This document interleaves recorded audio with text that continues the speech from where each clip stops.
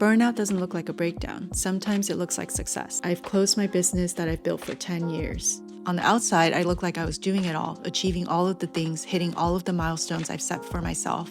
But inside, I was quietly falling apart.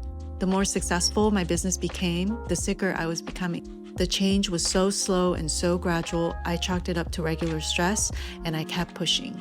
I toughed through it all because I didn't want to quit the business I started from scratch. I closed my business that I've built for 10 years, but my body knew before I did. It was time to stop, and it did the only thing it knew how, to make me listen. This last year, I blacked out at a restaurant on my birthday. I needed abdominal surgery.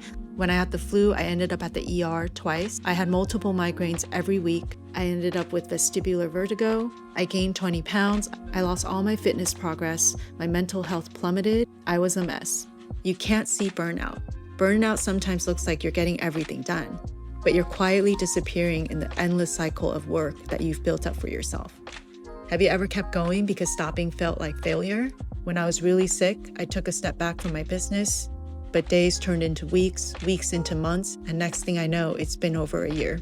The business was still running. I had built something from scratch over 10 years. I thought I had to keep going because I couldn't let people down.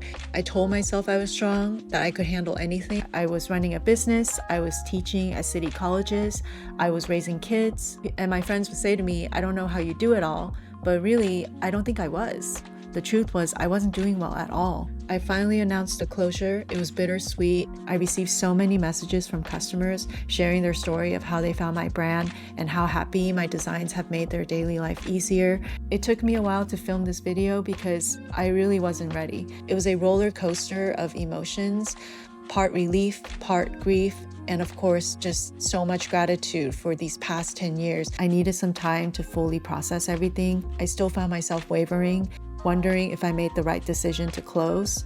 But the fact that I was still dealing with a lot of health issues, seeing how my children are getting older and our lives are getting busier, it was clear to me that I made the right decision.